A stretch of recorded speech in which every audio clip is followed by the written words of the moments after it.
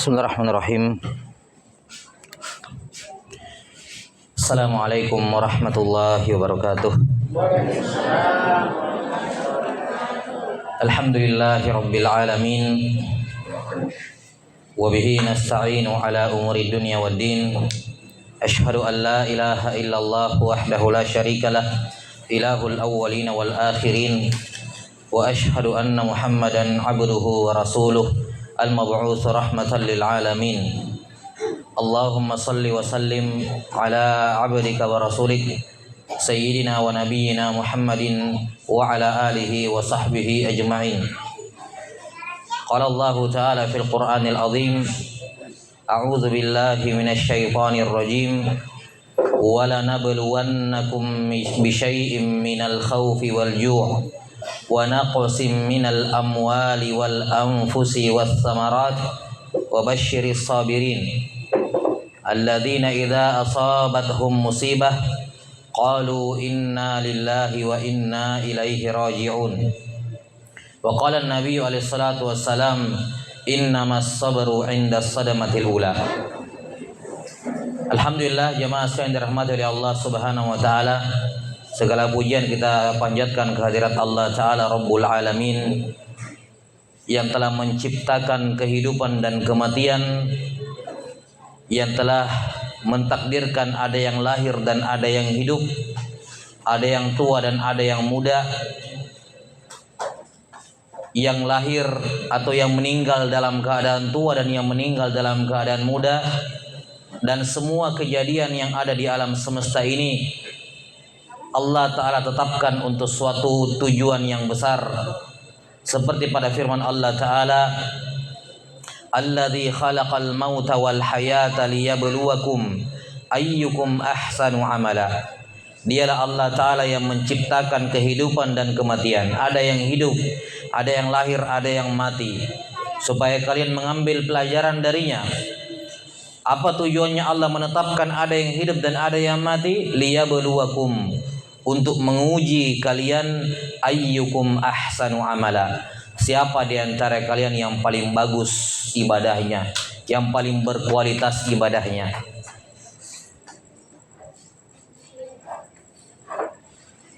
Maka jemaah sekalian dirahmati oleh Allah Subhanahu wa taala, setiap kali ada bayi yang lahir di sekitar kita, setiap kali ada yang meninggal di sekitar kita, hendaknya kita berfikir dan merenungi ayat ini, bahwa Allah Subhanahu wa taala tidaklah menakdirkan ada bayi yang lahir, tidaklah menakdirkan ada seorang yang meninggal, kecuali sebagai pelajaran bagi kita, pengingat bagi kita untuk meningkatkan kualitas ibadah kita, penghambaan kita kepada Allah, bukan untuk yang lain. Seandainya bukan karena ibadah, Allah tidak akan menetapkan kehidupan dan kematian. Allah menetapkan kehidupan dan kematian semata-mata agar orang-orang yang hidup tersebut memperbaiki amalan ibadah mereka kepada Allah Subhanahu wa taala. Jemaah sekalian dirahmati oleh Allah Ta'ala, kita berkumpul di malam hari ini sebagai bentuk sokongan dan dukungan dari sama muslim kepada muslim yang lain, yang Nabi sallallahu alaihi wasallam perintahkan kepada kita bahwa al-mu'min lil mu'min kal bunyan yashuddu ba'dahu ba'dha. Mukmin satu dengan mukmin lain bagaikan bangunan, saling menguatkan ketika rapuh, saling menyokong ketika ada yang lemah, memberikan kegembiraan ketika ada yang sedih, memberikan kelebihan ketika ada yang kekurangan, saling menguatkan satu sama lain. Dan di sini kami mewakili keluarga dan kawan-kawan dari pesantren Manarul Ilmi Bantaeng ingin mengucapkan doa doa takziah yang diajarkan oleh Nabi Muhammad SAW kepada sahabat yang terkena musibah. Dan ini juga kami sampaikan kepada keluarga besar saudara kami Pak Asri, yang kali ini giliran beliau yang terkena musibah. Dan saya yakin semua kita pernah dan masih terus-menerus akan terkena musibah. Doa takziah yang diajarkan oleh Nabi sallallahu alaihi wasallam ketika sebagian sahabat tertimpa musibah, ittaqullaha wasbiru fa inna lillahi ma akhadh wa lahu ma a'ta wa kullu syai'in 'indahu bi ajalin musamma. Ini doa takziah. Mengingat di akhir-akhir zaman itu, termasuk di zaman sekarang ini sudah akhir-akhir zaman jemaah. Salah satu tanda hari kiamat itu adalah banyaknya kematian mendadak. Kita sudah dengar berita di mana-mana. Ada orang tiba-tiba meninggal, tidak ada angin, tidak ada hujan kemarin. Ya. Maka doa ini selayaknya dihafalkan oleh setiap muslim. Jadi datang ke takziah bukan cuma datang ini dan itu, tapi betul-betul diucapkan, dihibur. Kata Nabi sallallahu alaihi wasallam, ittaqullaha wasbiru. Hendaknya lah kalian wahai ahlul bait, wahai orang yang terkena musibah, takut kepada Allah. Ittaqullah, takutlah kalian kepada Allah wahai orang yang terkena musibah. Bertakwalah kepada Allah, takut kepada Allah. Wasbiru, dan bersabarlah kalian. Disuruh bertakwa, takut kepada Allah, dan disuruh bersabar. Kenapa? Kata Nabi sallallahu alaihi wasallam melanjutkan, fa inna lillahi ma akhadh. Karena hanya milik Allah semua yang Dia ambil. Apapun yang Allah mau ambil dari kita itu punya Dia. Jangankan nyawa orang, nyawa anak, nyawa orang tua, nyawa kita sendiri, Allah yang punya. Fa inna lillahi ma akhadh. Hanya milik Allah apa yang Dia ambil. Walahu ma a'ta. Dan milik Dia juga apa yang Dia kasih. Apapun nikmat yang Allah berikan kepada kita berupa harta, termasuk anak-anak, itu bukan karena kita berhak menerimanya, bukan karena kita layak menerimanya, bukan karena saya sudah kerja keras saya harus dapat, layak dapat, tidak. Walahu ma'ata, hanya milik Allah apa yang Dia kasih, milik Allah semuanya. Apa yang Allah berikan hanyalah wadiah, titipan, ya, titipan, barang titipan dari Allah Ta'ala. Karena Dia titipan, maka hanya milik Allah apa yang Dia ambil, dan milik Dia jugalah apa yang Dia beri. Wa kullu syai'in indahu bi ajali musamma. Dan wahai keluarga yang tertimpa musibah, kalau kamu sudah faham semua yang Allah ambil itu Allah yang punya, semua yang Allah kasih juga Allah yang punya, maka pastikan dalam hatimu bahwa segala sesuatu di muka bumi ini ada batas akhirnya. Ada titik akhir di mana dia akan berhenti, ya. Tidak ada manusia yang hidup selamanya. Ini doa takziah dari Nabi sallallahu alaihi wasallam. Dan juga doa yang diajarkan langsung oleh Allah Ta'ala dalam Al-Quran yang kita bacakan di awal tadi.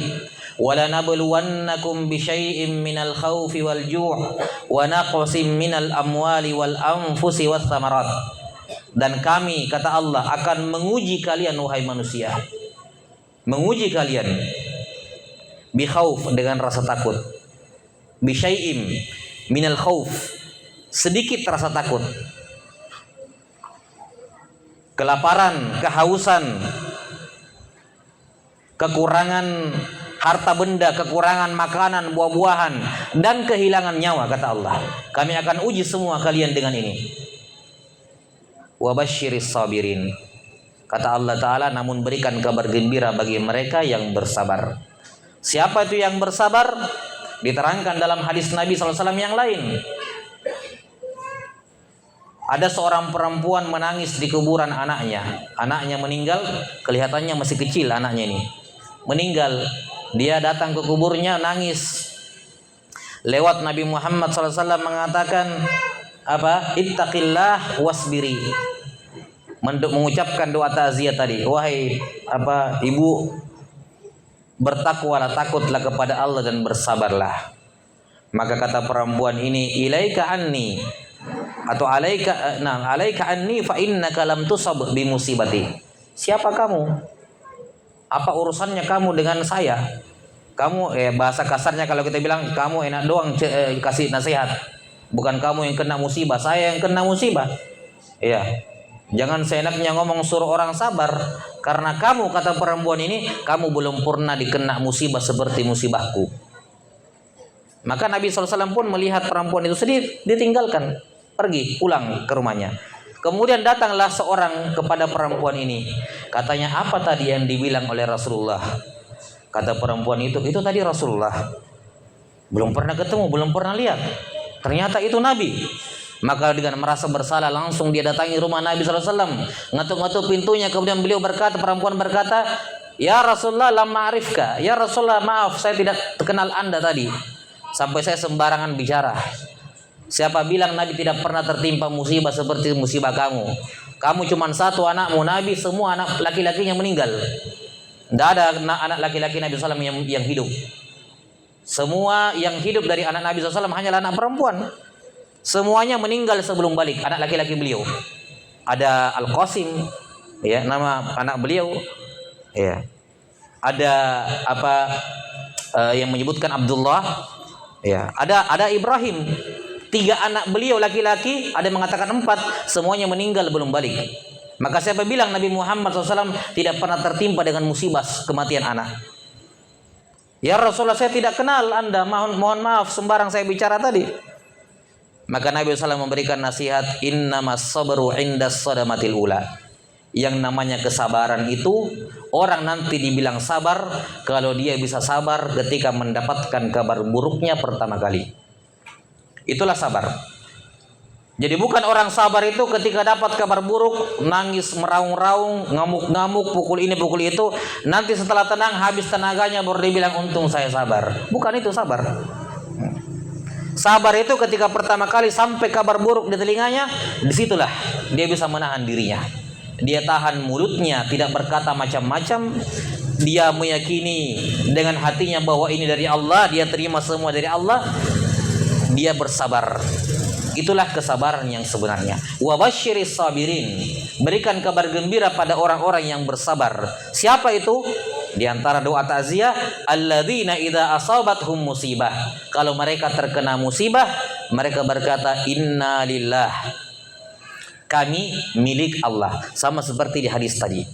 Lillahi ma akhad. Milik Allah apa yang diambil. Inna lillah. Sesungguhnya kami milik Allah.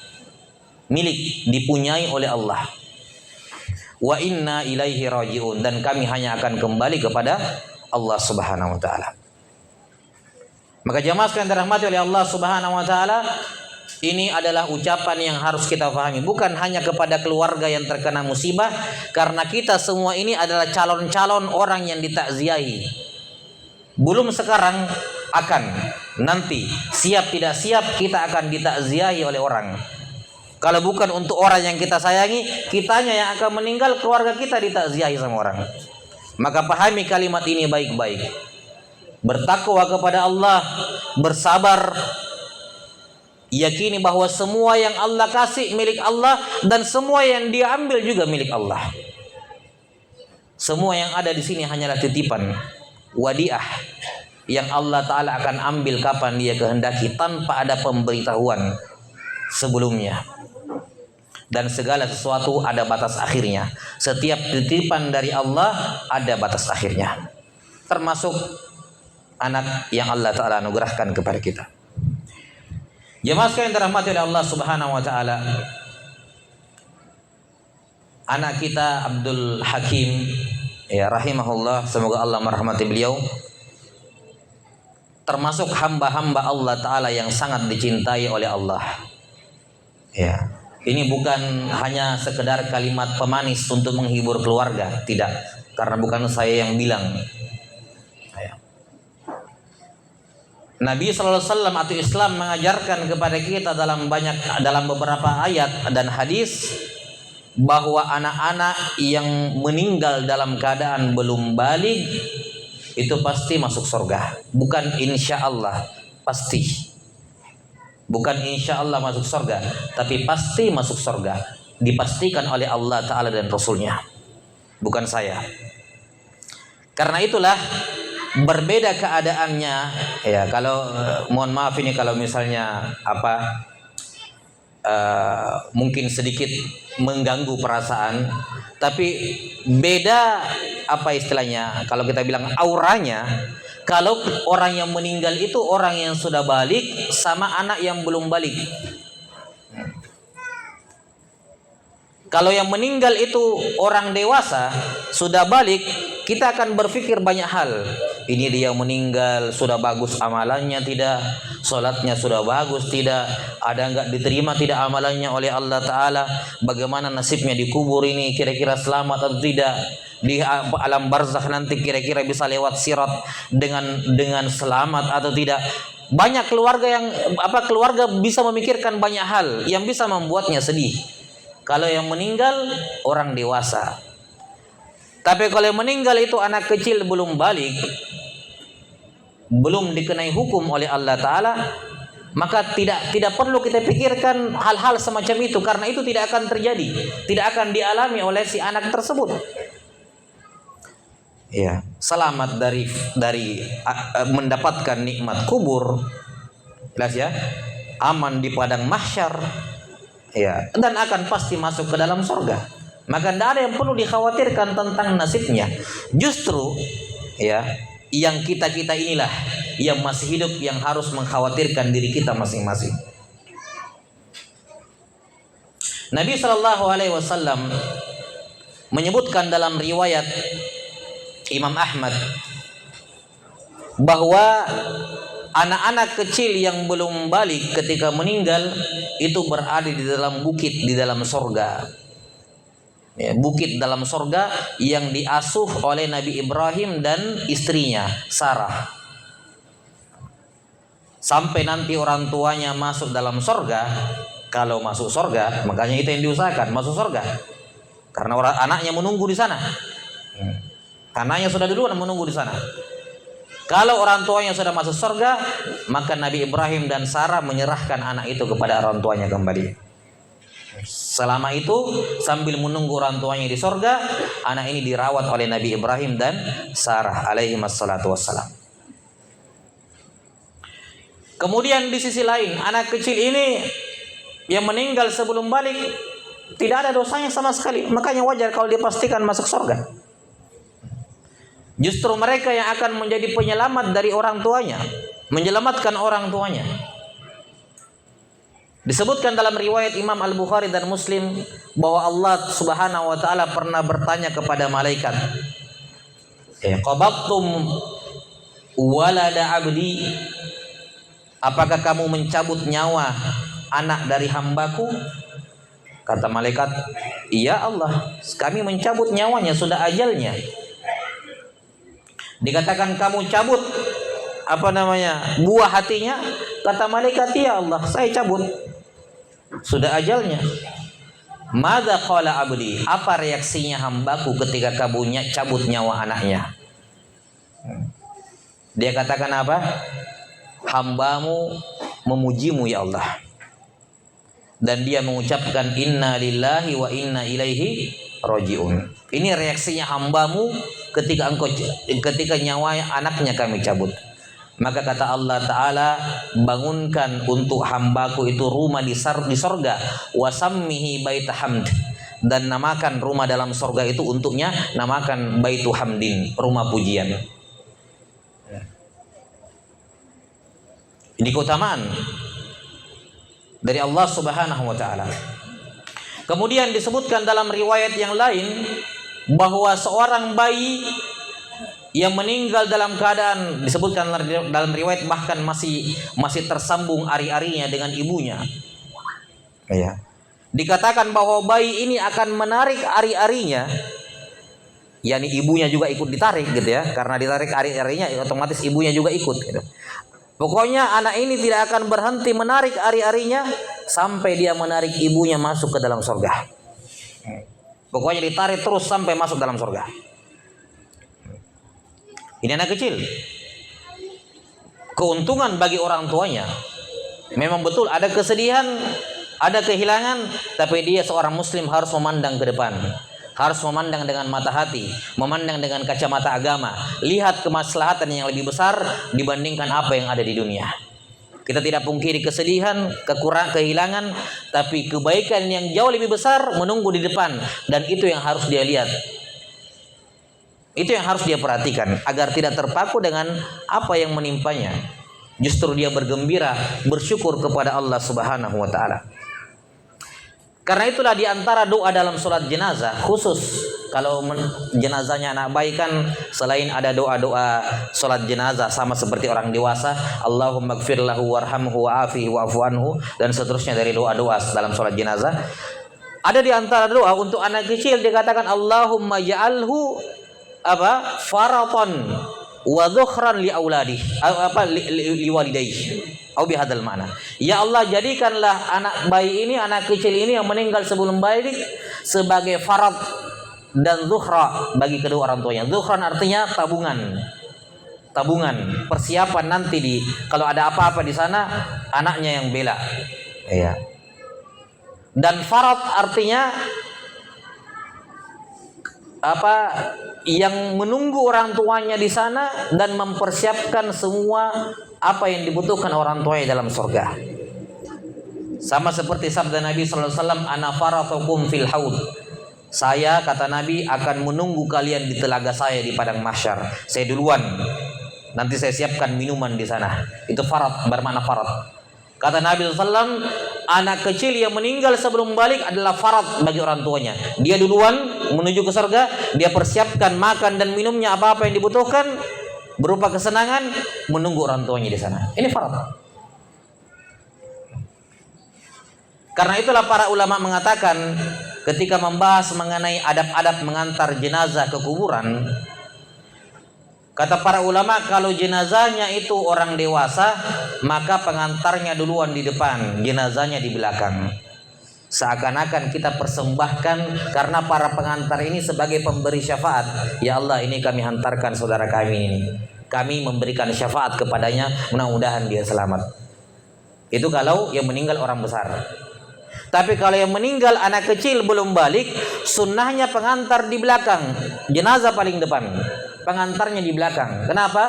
Karena anak kecil ini yang memberikan syafaat kepada orang-orang di belakangnya. Ini lihat. Maka tidak ada sama sekali hal yang butuh dipikirkan macam-macam terkait dengan bayi yang meninggal. Tidak ada masalahnya sama sekali. Tidak ada kemungkinan buruk sama sekali, tidak ada. Maka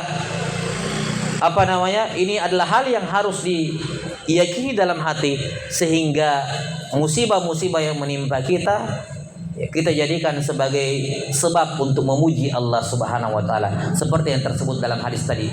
Ketika meninggal anaknya justru dia memuji Allah Subhanahu wa taala. Jemaah sekalian dirahmati oleh Allah Subhanahu wa taala. Walaupun maka yang kita pikirkan sekarang kitanya ini di dunia. Kita tidak usah pikirkan anak kita Abdul Hakim yang sudah meninggal, sudah aman. Tidak ada yang perlu kita khawatirkan. Yang kita perlu pikirkan kitanya ini. Bagaimana sikap kita menghadapi kehilangan. Karena sabar hukumnya wajib, bukan sunnah. Kapan tidak sabar berdosa. Sabar bukan sunnah hukumnya wajib. Karena itulah kita wajib untuk bersabar.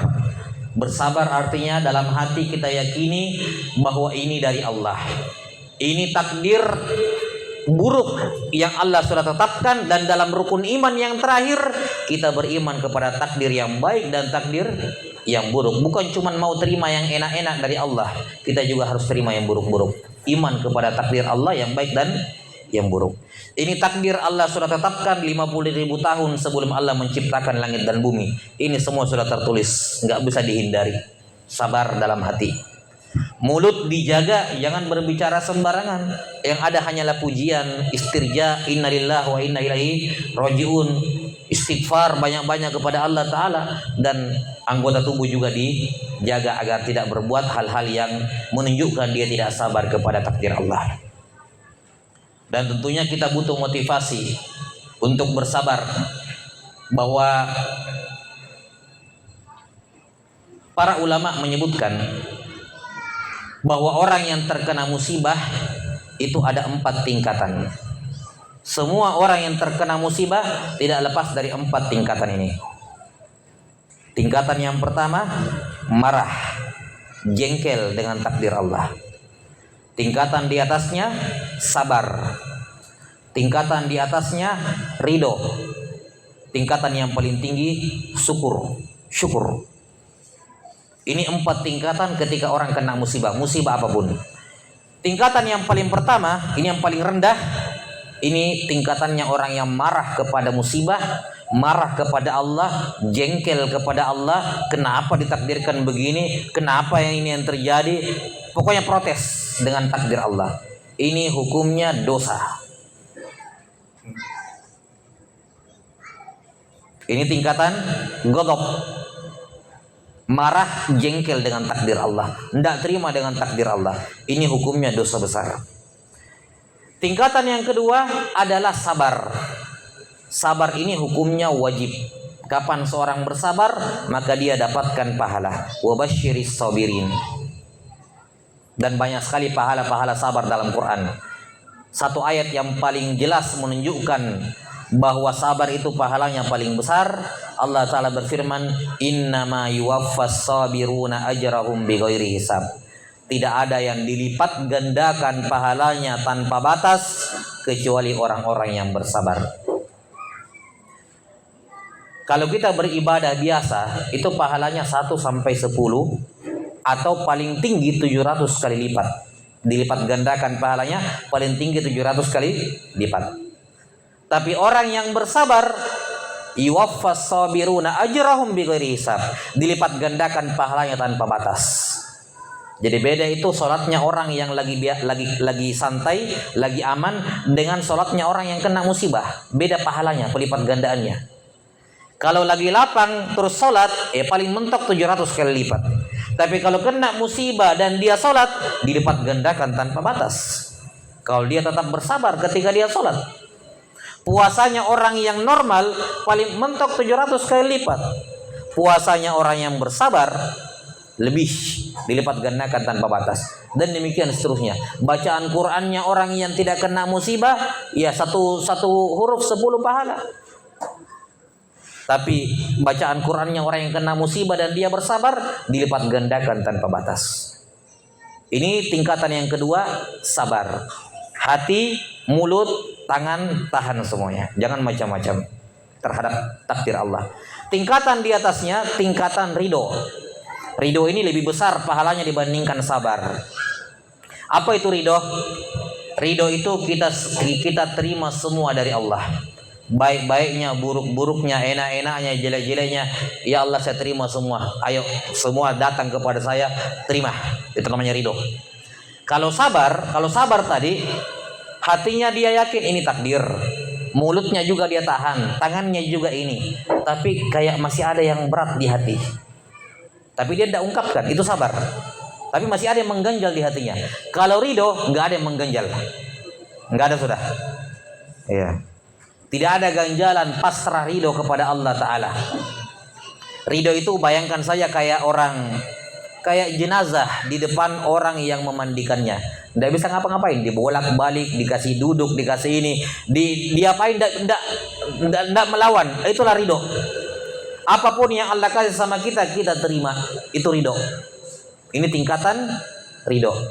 Dan tingkatan yang paling tinggi yang keempat bagi orang yang bersabar adalah syukur. Kena musibah dia bilang alhamdulillah. Syukur. Untung saya kena musibah.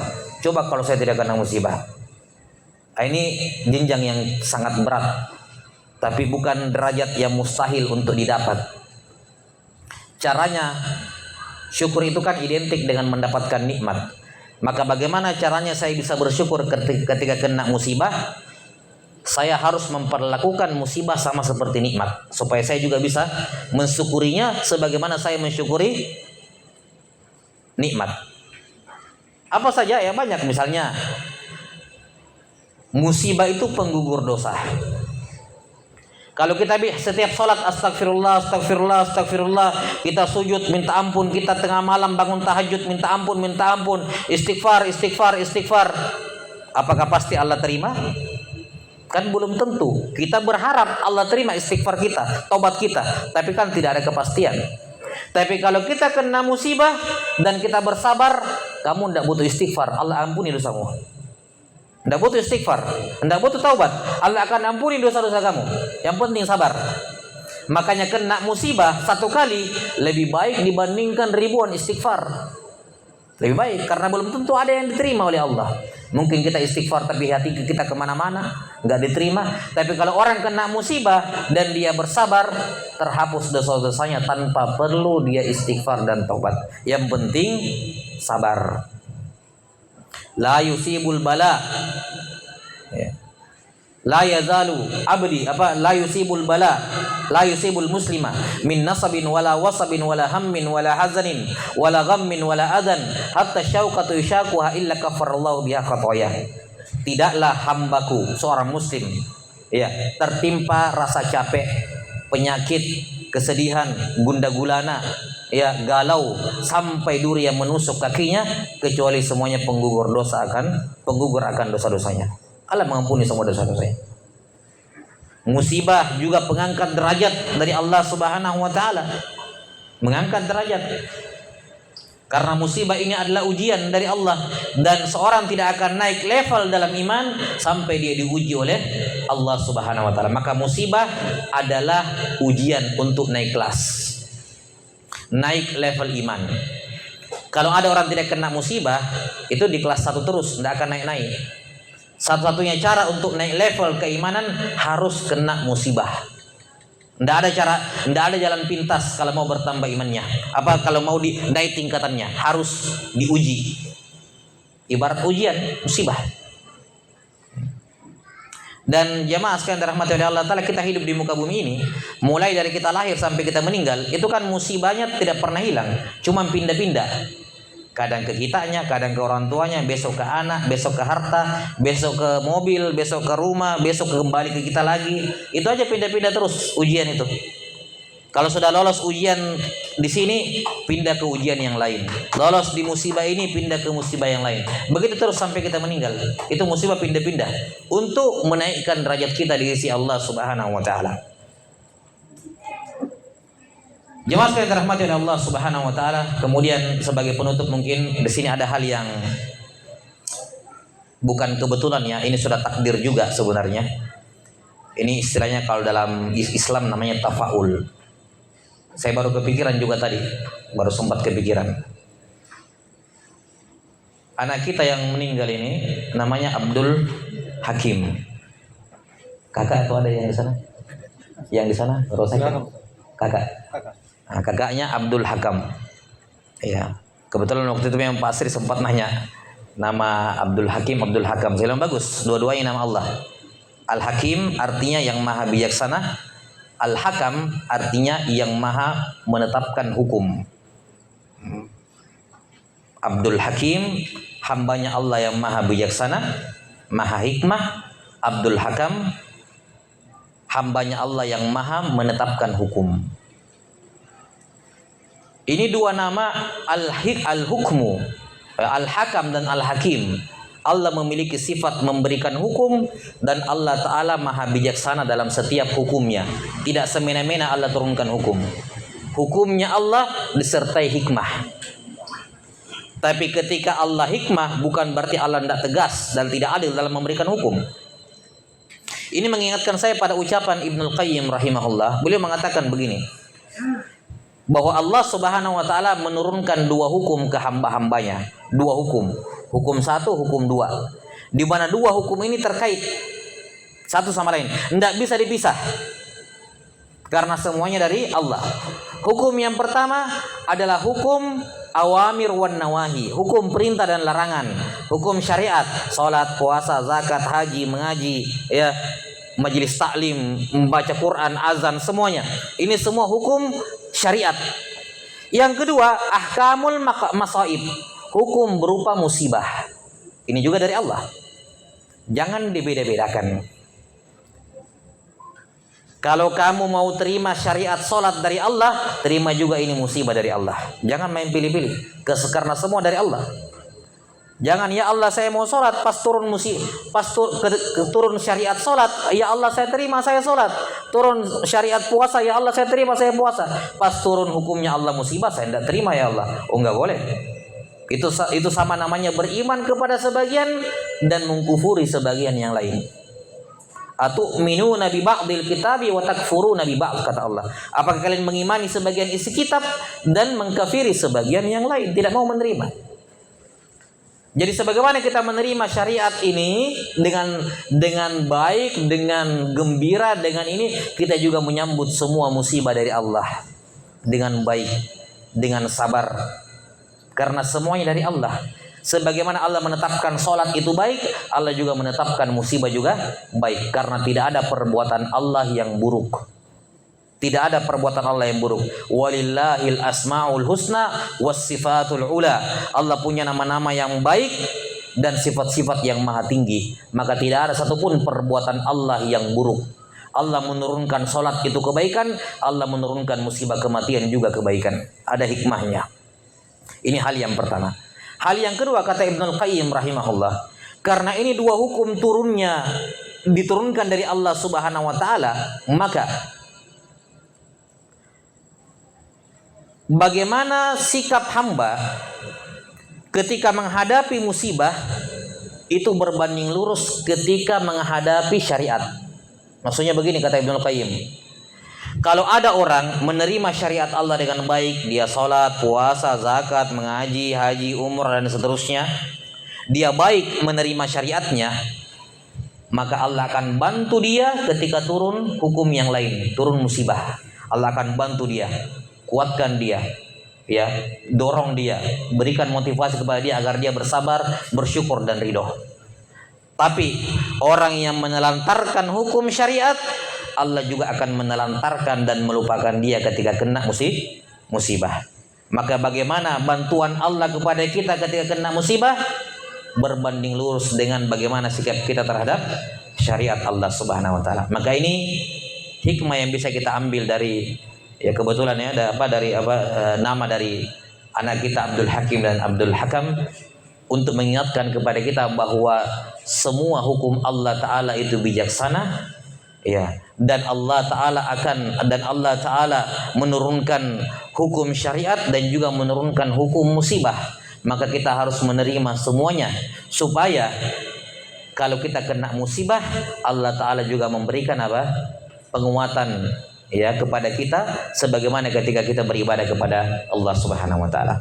Ya, saya kira hanya ini saja yang bisa kami sampaikan.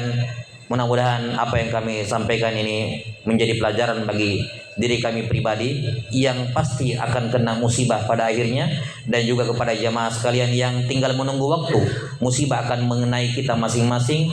Jadikan perbekal, mengingat-ingat, dan juga kepada keluarga yang terkena musibah, semoga Allah Subhanahu wa taala melipat gandakan pahala dan mengampuni dosa-dosa kita semua. Akhirul kalam, wabillahi taufiq wal hidayah. Subhanakallahumma bihamdik, asyhadu an la ilaha illa anta, astaghfiruka wa atubu ilaik. Wa sallallahu ala nabiyyina Muhammadin wa ala alihi wa sahbihi wasallam. Alhamdulillahirabbil alamin.